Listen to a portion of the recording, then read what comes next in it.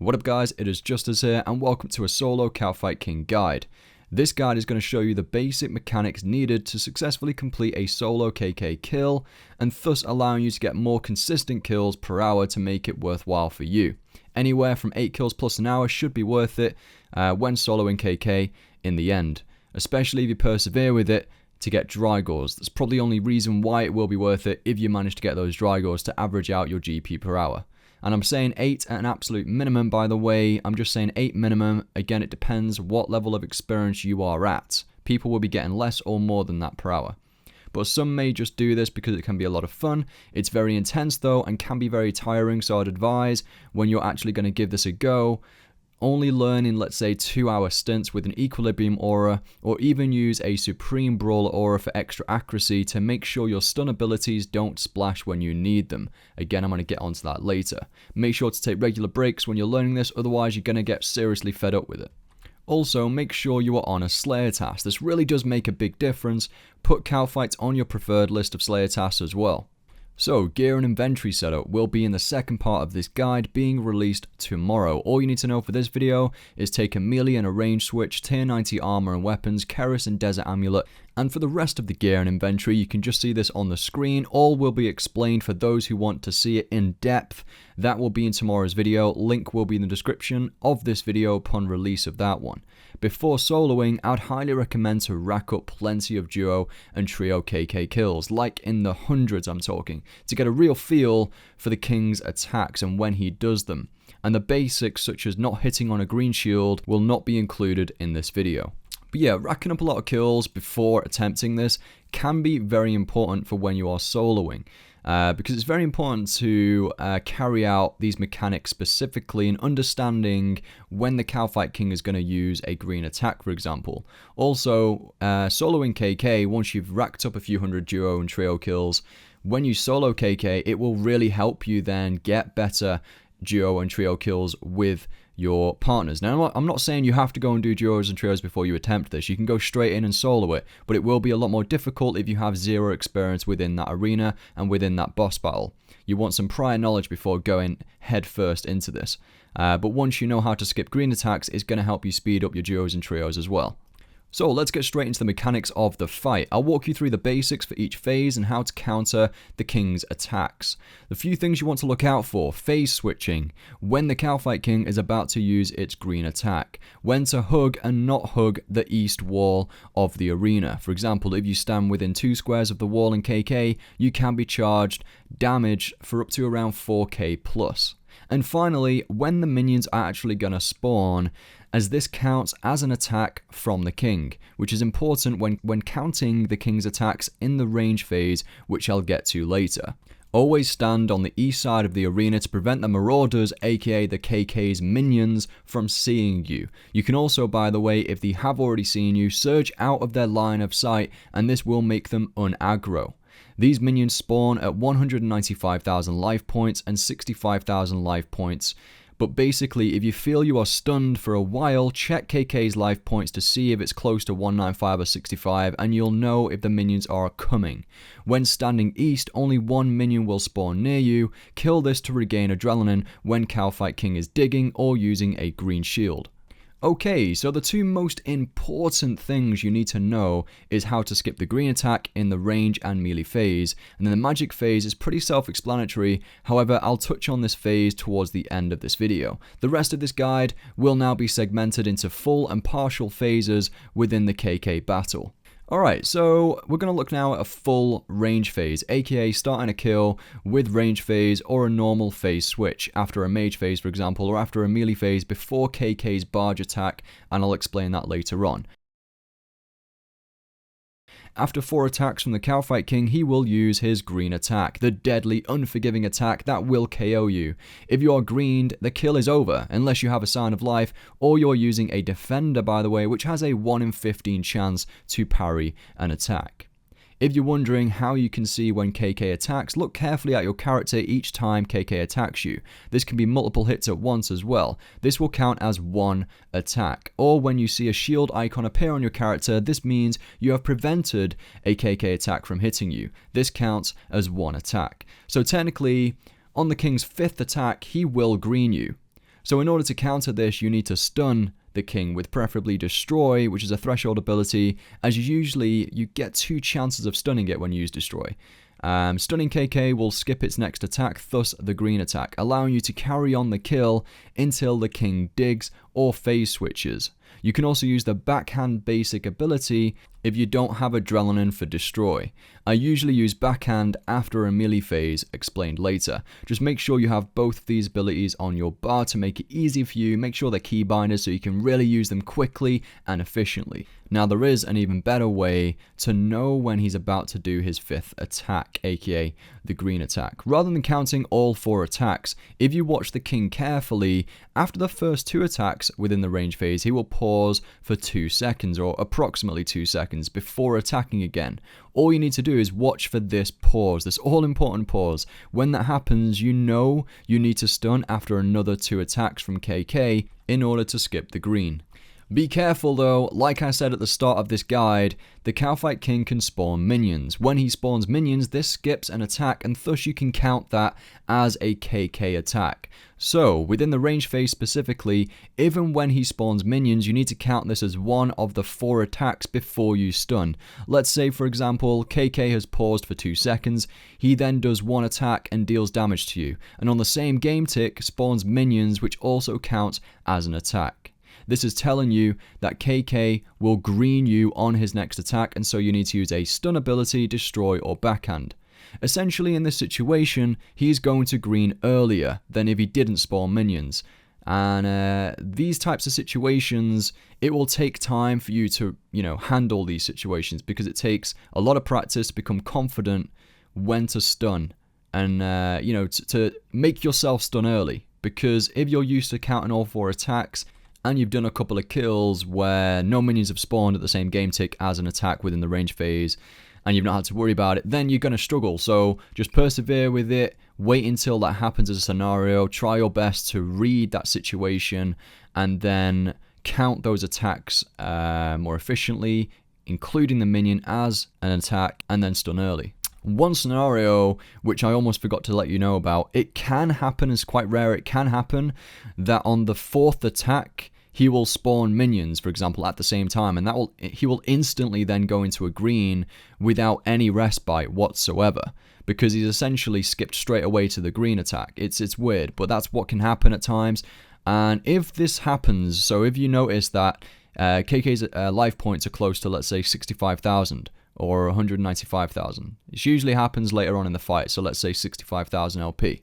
If you notice his life points are getting very close to that, and he's already inflicted 3 attacks onto you, and all of a sudden he's not inflicting that 4th attack straight away, because there should be no real respite between the 3rd and the 4th attack. But if he's pausing, you've most likely been stunned. You will either get stunned, if minions are coming, by the way, or if you've used Anticipate, you'll just notice he isn't cascading that 4th attack. That way you know that minions are coming, and so you need to have your stun on the ready. So hopefully that makes sense. Again, this will only make sense if you ever come across that scenario, and then you'll be like, oh yeah, I remember he warned me about that. So hopefully you won't come across that situation. It can be difficult to counter. But essentially, guys, just to wrap that phase up, you just want to stun after the 4th attack. Wait until he pauses, you know it's going to come after 2 more attacks, so then just stun with a destroyer or backhand when at the right time to skip that green, and then you're laughing. The range phase, you really want to have as many range phases on your solo KK kills, because the range phases allow you to deal a lot more damage output, especially within a Zerk rotation, because the Kalphite King is weaker to melee. So if you're using that Keris with a Desert Amulet combo, you can really rip through the Kalphite King within these phases. So you want as many range phases as possible, guys. Or even a magic phase with your switch, with your amulet, your cruelty scrimshaw, you can deal a really good amount of damage there as well. It's just that you can't go through a Zerk rotation. So yeah, you basically just don't want a melee phase, to be honest. Alright, let's move on. I promised that I was not going to ramble in this video. So, DPS wise, make sure in all phases to use Freedom and Anticipate regularly to prevent bleeds. If you don't have 100% adrenaline at the start of a range phase, then utilize bleed abilities such as Blood Tendrils and Slaughter, moving KK as you use this ability to triple the damage output. Always try and use Assault as well. And you'll notice I walk KK occasionally here and there to get an extra ability out, but don't walk the king constantly or too much, as you can skip too many of his attacks and it will mess up your rotation and you may get greened. Then after you've skipped the green attack, by the way, or after KK is digged and reappears again, you can then make sure and try and make sure you're 100% adren at this time, so you can go into a Zerk rotation using an adrenaline pot to get up to assault quicker. I always start a full Zerk rotation with my second ability being Freedom to cancel or prevent any stuns being inflicted upon me. If you have 100% adren at the start of range phase, then definitely use Zerk. And don't forget your Ring of Vigor switch. Prioritize using your offhand Drygor as well within a Zerk rotation for more DPS. You can use your Defender when resonancing incendiary shots, thus healing off them, or if you are taking too much damage. Using a Defender within melee phase can be quite handy as well, as you absorb a lot more damage. So talking about melee phase, let's move on to how to counter the king's attacks within this unforgiving phase. Okay, so the full melee phase. First off, if the kill starts with melee phase, I'd recommend to leave the arena, as it slows down the kill, you'll use more supplies, and it makes the kill harder. So leave, wait a minute, then start a new instance. If it melees a second time, then you might as well just start the kill. This is personal preference though. Okay, so on melee phase, use your melee gear setup, and the main thing you're going to look out for is the charge attack. Whenever KK switches to melee phase, you want to go and hug the east wall, making sure the king is facing either north or south, allowing him to charge in either direction. Attack the king with a slaughter towards the beginning, as he will use a barge attack, making you go backwards by 1 square, so the slaughter will naturally triple in damage when this happens. Make sure to get an assault out and then use basics until he charges. Now, this is the important thing to know. At this point, dismiss your Steel Titan, covered in depth within tomorrow's video, and surge in the opposite direction so the king cannot see you anymore and thus becomes unaggressive towards you. Use defensives to stall adrenaline. Look carefully at the surge ability icon now and imagine it's a clock face. When the surge cooldown timer reaches 7 o'clock, as you will see on screen me doing, run back towards the king with range prayer on and use anticipate to prevent from being stunned. When the king re-aggroes onto you, run away from it again until he switches phases. Now this is the part which can be very difficult to learn. I will use the KK switching to the range phase as the main example here, as it's the hardest to counter. When you see the king switch to the range phase, you want to use your barge ability on KK, making you go directly within melee distance, aka MD of the king. In most cases, the king will heal 26,000 life points with this method. If timed correctly, he will heal 26,000 LP, and as you barge into KK, he will cascade 1 attack onto you. Before he is able to do his second attack, which is always a green attack, this thus KOing you, I then stun KK with a backhand to prevent the king from greening me. Now, where I went wrong a lot when learning, I would sometimes stun too early, as the king can at times heal 26,000 life points twice before moving onto his next attack. There is an example on the screen of this scenario. You will notice as I barge in, the king has healed 26,000 life points. As I walk under him, he heals another 26,000 life points, which means his attack rotation has been reset. So I wait for 1 normal attack from the king and then I stun him, preventing his second attack, which is a green.